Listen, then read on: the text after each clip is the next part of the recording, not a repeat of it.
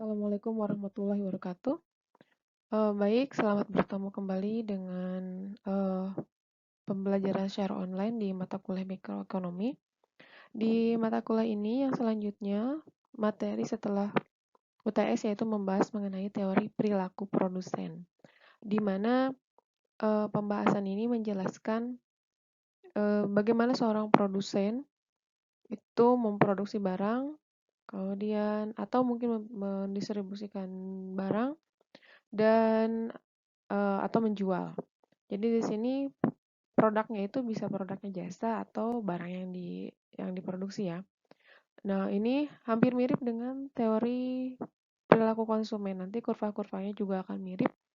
Nanti akan kita pelajari. Oke, yang pertama yang kita akan pelajari yaitu mengenai teori produksi itu ada dua. Yang pertama yaitu one input variable. One input variable ini yang mempengaruhi terhadap jumlah Q-nya itu adalah jumlah produksi ya. Jumlah yang diproduksi itu F itu faktor atau yang mempengaruhi, L-nya itu tenaga kerja.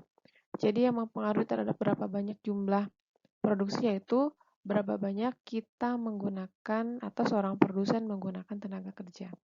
Yang kedua yaitu dua variabel yang mempengaruhi. Selain tenaga kerja, dari jumlah produksi yang dihasilkan, yang digunakannya yaitu adalah K-nya di sini adalah kapital. Kapitalnya tidak pakai C karena C itu sudah digunakan oleh konsumsi. Jadi, kombinasi antara tenaga kerja dan modal yang digunakan oleh produsen. Nah, yang pertama, di yang one input variable, itu ada namanya TPL, Total Production Labor. Total produksi yang dihasilkan setiap kita menggunakan sejumlah tenaga kerja. Jadi ketika kita menggunakan satu tenaga kerja, itu berapa hasil produksinya, atau mungkin kalau jualan lah ya. Kalau misalnya kita pakai sales SPG lah, satu orang, itu bisa kejual berapa. Kalau kita nambah lagi 2 orang, kejual berapa. Nah, maksudnya seperti itu. Misalnya di sini, contoh yang mudah ya, misalnya di sini adalah jual bakso. Ini baksonya bakso Korea loh ya, jauh.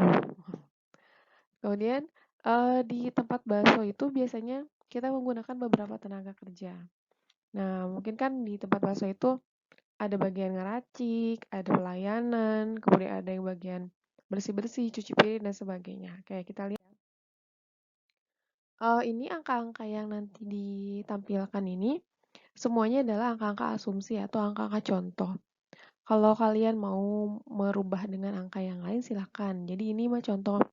Misalnya ya, kalau kita baru pakai satu tenaga kerja tadi di tempat jualan bakso, misalnya kita yang baru jualan, saya yang ngeracik, saya yang belanja, saya yang bikin bakso, saya yang bikin adonan, saya yang keliling misalnya jualannya masih pakai gerobak misalnya, atau kalau tadi udah di tempatnya berarti nungguin. Semuanya dikerjain oleh sendiri. Kira-kira belum optimal ya. Nah, misalnya total produksinya itu dihasilkan adalah 5. Ya, misalnya kalau di satuan yang ditambahin, misalnya dalam satuan puluhan, baru bisa kejual 50 mangkok bakso, misalnya. Kemudian, tadi kan kerepotan ya. Kemudian misalnya kita nambah nih, nambah tenaga kerjanya lagi. Kita tambah satu tenaga kerja. Jadi 2 tenaga kerja. Misalnya sama adik lah, diajakin kerja bareng untuk jualan bakso misalnya. Berarti pekerjaannya udah kebagi. Misalnya kita yang belanja, kemudian kita yang ngeracik bakso, kita yang kasir misalnya. Nah, kemudian untuk yang lainnya, misalnya untuk yang beres-beres, cuci piring, dan lain-lainnya itu oleh pekerja yang satunya lagi. Nah, misalnya naik, karena kan tadi pekerjaannya sudah terbagi ya. Misalnya naik jadi 15. Nah, ini. Nah, kemudian nambah lagi nih, karena baksonya mulai berkembang, nambah lagi jadi 3 misalnya tenaga kerjanya. Pasti nambah lagi jumlah produksi ya, misalnya naik jadi 27. Nambah lagi jadi 4. Berarti kalau 4 tuh posisinya di depan ada bagian yang racik sama yang bagian pemesanan. Kemudian racik sama bagian pemesanan 1 orang. Ada bagian bayar, misalnya 1 orang atau kasir ya. Kemudian ada bagian pelayan 1, beres-beres, 1 lagi di belakang bagian cuci piring, berarti 4. Oke. Naik jadi 38. Oke, masih bisa nambah? Bisa. Misalnya tadi bagian pelayan sama racik masih 1 orang nih, kita bagi jadi 2, misalnya bagian khusus pesan bakso nih ke siapa gitu. Satunya lagi khusus untuk racik aja. Misalnya 5, naik jadi 46. Nah, biasanya di tempat bakso juga ada yang bikin minum ya, khusus bikin mau es campur atau apa gitu kan. Misalnya nambah jadi 6 orang, 52. Nah, kira-kira ini posisinya kan udah semua ya. Udah ada bagian racik, kemudian udah bagian pesanan, ada bagian kasirnya khusus, bagian beres-beresnya juga udah ada. Bagian bikin baksonya di belakang juga udah ada, semuanya udah terisi. Nah, kira-kira kalau kita menambahkan 1 tenaga kerja lagi gimana? Misalnya nambah nih, tadi kan semua pekerjaan sudah ya sama setiap 1 orang. Nambah jadi 7 orang, kira-kira bisa naik nggak? Ada kemungkinan tidak naik. Kenapa? Karena kan tadi semua posisi pekerjaan itu sudah terisi oleh 1 orang. Jadi kalau misalnya kita paksakan untuk menambah tenaga kerja lagi, bukan malah nambah, mungkin malah kurang. Atau bisa tambahin lagi. Ada saudara dari yang 7 ini misalnya saudara dari kampung. Oh, saya belum kerja nih, nganggur udah 1 tahun, ya udah ikut kerja sama omnya di Karawang gitu, akhirnya kerja. Kemudian nambah lagi tetangga, nitipin kan misalnya, jadi 8 orang. Malah nambah nggak? Siapa tahu malah turun. Kenapa? Misalnya harusnya pesanan itu cukup oleh 1 orang saja, tapi karena ada 2 orang, jadi bisa jadi double pekerja, jadi double pesanan. Malah jadi ini udah dibuatin, kemudian dibuatin lagi sama yang lain. Nah, seperti itu. Di beberapa perusahaan atau mungkin tempat kerja kalian juga pasti sama, bahwa setiap pekerjaan itu jika memang sudah maksimal dilaksanakan oleh 1 orang, maka 1 orang saja. Ketika dikerjakan oleh 2 orang, mungkin pekerjaannya bukan malah selesai, tapi malah jadi berantakan gitu ya. Maksudnya seperti itu. Oke, kita lihat produksi yang optimal itu terjadi pada saat tenaga kerjanya 6 atau 7. Jadi boleh pakai 6, boleh pakai 7. Tapi sebenarnya kalau pakai, karena apa 6 dengan 7 ini adalah jumlah produksinya yang paling, atau total produksinya paling tinggi. Ini menurut TPL. Oke. Kemudian kalau kita buatin kurva, kurang lebih adalah seperti ini. Nah, kurvanya mirip dengan yang teori perilaku konsumen, yaitu kurva total utility. Ya, jadi ini namanya adalah the law of diminishing of return. Hukum hasil lebih yang semakin berkurang. Jadi, pada saat waktu tertentu, ketika kita menambah tenaga kerja, maka produksinya akan bertambah. Tapi ketika penambahan tenaga kerja pada jumlah tertentu, produksinya bukan bertambah, tapi malah turun. Nah, ini tempatnya cuma 1 ya, terkecuali nanti kalau kita mau menambah juga cabang misalnya. Itu mah berbeda lagi, karena apa? Karena kan tempatnya beda lagi. Ya, maksudnya seperti itu. Oke, selanjutnya. Ini tadi ya 6 dengan 7. Nah, ini garis yang makanya. Nah, selanjutnya ada marginal production labor. Marginal production labor ini adalah mirip dengan MU kemarin, marginal utility. Jadi tambahan jumlah produksi setiap kita menambah jumlah tenaga kerja. Nah, misalnya di sini dilihat nih, dari 0, berarti kan tidak ada jumlah produksi kan, kemudian kita nambah jadi 1 orang tenaga kerja, maka itu akan menambah 0 ke 5. Kemudian, nambah tenaga kerja 1 ke 2, berarti jumlah produksinya dari 5 ke 15. Oke, kita lihat ya, 0 ke 5 dibagi 0 ke 1 sama dengan 5. Delta ya, delta itu perubahan atau selisih. Lebih mudahnya selisih. Jadi tinggal 5 dikurang 0, 5, 1 dikurang 0, 1, jadi 5 dibagi 1.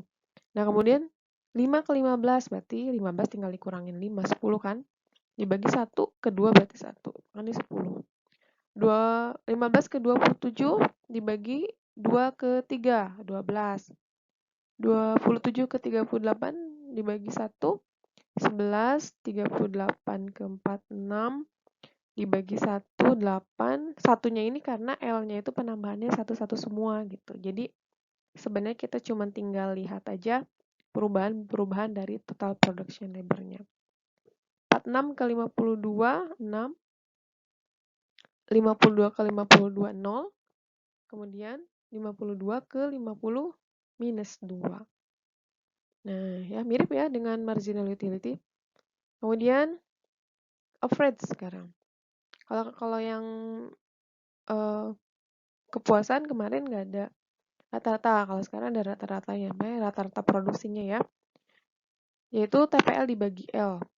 Berarti 0 dibagi 0, 5 dibagi 1, 15 bagi 2, 27 bagi 3, 38 bagi 4, dan seterusnya.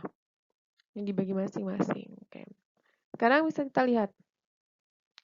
Penambahan jumlah produksi terjadi paling tinggi yaitu ketika kita menambah dari tenaga kerjanya ketiga. Nah, menurut marginal production labor, tambahan jumlah produksi itu paling tinggi ketika kita menggunakan 3 tenaga kerja. Nah, selanjutnya, kalau menurut rata-rata produksi, yang paling tinggi itu ketika kita menggunakan tenaga kerjanya sebanyak 4. Nah, sedangkan menurut total production labor, penggunaan tenaga kerja itu pada saat 6 dan 7. Nah, maka di sini di teori mikro ini ada yang namanya daerah. Oke, ini namanya daerah atau tahap produksi. Jadi sebenarnya kita harus menggunakan tenaga kerjanya berapa supaya produksi kita optimal. Jadi di sini ada tiga hal yang dipertimbangkan. Yang pertama, apakah kita melihat dari jumlah produksi, penambahan produksi, atau rata-rata produksi. Nah, di sini ada 3 daerah. Ini saya kasih warna, ada warna orange, hijau, dan merah. Atau kuning ya mungkin ya. Oke, di sini yang warnanya kuning itu adalah daerah 1. Nah, di daerah tahapan produksi atau daerah produksi itu ada yang namanya daerah irasional dan daerah rasional. Daerah irasional itu adalah daerah yang menunjukkan bahwa sebaiknya kita tidak memproduksi di sini gitu. Irasional ya, tidak memproduksi di jumlah tenaga kerja tersebut. Kalau daerah rasional itu daerah yang boleh kita melakukan proses produksi. Oke, kita lihat ya. Oke, daerah yang pertama antara 1 sampai 3. Di daerah ini belum terjadi jumlah produksi yang maksimum.